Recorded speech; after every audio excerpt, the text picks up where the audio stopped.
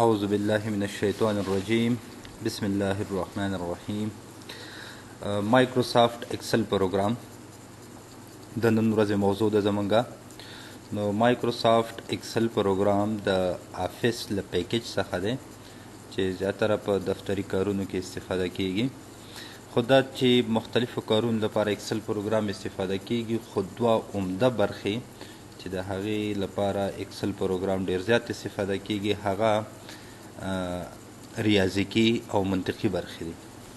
ریاضیکي او منطقي برخې، ریاضیکي په دې معنی چې ټول هغه کارونه چې هغه په ریاضي کې ترسره کیږي، معادلات پکې ترسره کیږي، حساب کیږي، جمع کیږي، ضرب کیږي، تقسیم کیږي، دغه ټول موږ سره ریاضیکي کارونه دي. خو منطقي کارونه په دې معنی که زه د یو صنف ولرم او په صنف کې ورته وایم چې احمد که چیرې 50 نمرې ویوړې کامیابې کا که نه وي ناکامې کا، نو دغه ما دپاره منطقي کارونه دي. یا زه یو دکان لرم او ماښام دکان بندوم، په هغه ټوله ډیټا زه په ایکسل پروګرام کې رسوم، نو ماښام کې ما ته ښایي چې تا ګټه کړې یا تاوان کړی، نو دغه ګټه او تاوان ښودل دغې ته منطقي کارونه ویل کیږي. راځو اوس د ایکسل پروګرام هغه شکل ته چې دغه تاسې ګورئ، دا د ایکسل پروګرام شکل دی چې یو څو مختلفو برخو نه موږ سره جوړ دی.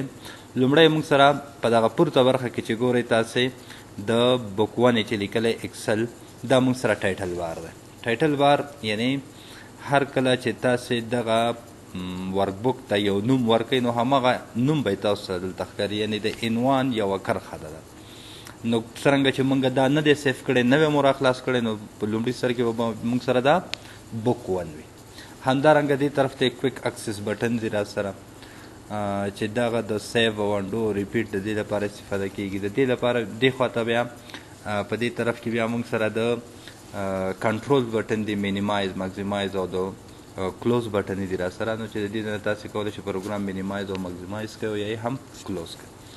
بله برخه موږ سره د مینو بار دی چې دا تاسې ګورئ، دغه کومه کرښه چې ده یا پټه چې ده، دغه د مینو بار په نامه یادېږي، چې په هغې کې د فایل مینو ده، هوم مینو ده، انزرټ دی، پیج دی، فرموله ده، ډیټا او همداسې نور چې یو په یو به انشاءالله سره تدریس کیږي. ورپسې برخه زموږ هغه د ریبن ده. دغه شکلونه چې تاسې ګورئ او یا کمانډونه تاسې ګورئ دلته، دغه د ریبن په نامه باندې یادېږي، دغې ته ریبن ویل کیږي. بله برخه موږ سره د فرموله بار ده. په فرموله بار کې په ایکسل پروګرام په دغه شیټ برخه کې چې تاسې هر څه لیکل کوئ، هغه به تاسو ته په فرموله کې ښودل کېږي. که دلته زه ولیکمه چې 4 او دا دواړه زه جمع کم، نو دلته اوس وګورئ دا 9 راغله. نو که اوس زه په دې لومړني سل کې ودرېږم چې 34 په فرموله بار کې ما ته لیکي چې دا 34 عدد لیکل شوی، خو که د دویم سل ته راځم 45 ته دې کې هم راته لیکي په فرموله بار کې راته وښودل چې دا هم یو عدد دی، 45 لیکل شوی.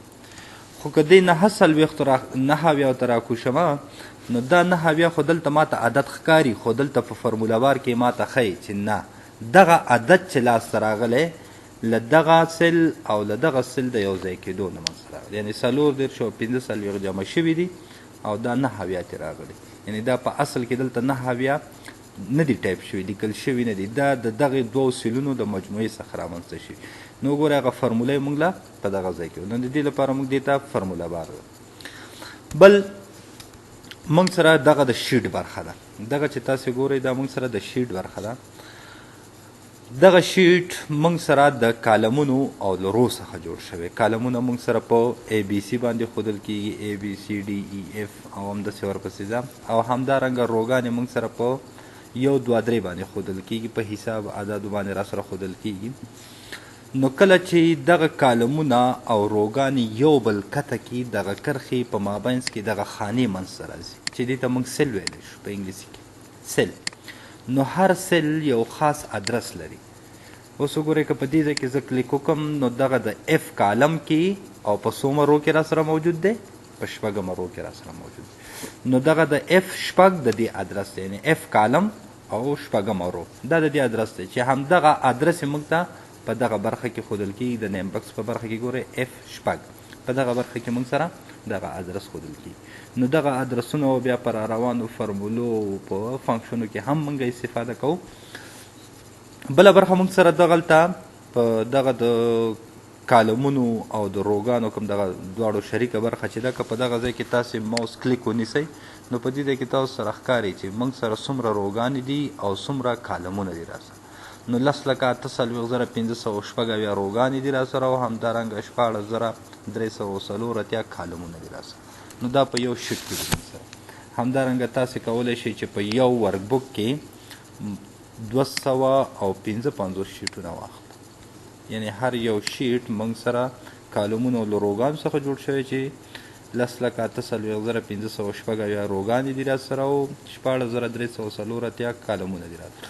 بیا موږ سره هر یو شیټ همدغومره برخې لري خو بیا تاسې کولی شئ تر 255 شیټونو پورې په دغه یو ورک بک کې واخلئ. بله برخه موږ سره د سکرول بار دی. سکرول بار تاسې ګورئ په دغه ځای کې دغه شیټ ښکته پورته کیږي او همدارنګه دغه ځای کې په افقي ډول باندې صفحه اخوا دیخوا بوتل راوستل. بله برخه موږ سره د سټاټس بار ده چې دغه اخري کرښې ته ویل کیږي سټاټس بار. که دلته زه یو څو اعداد ولیکم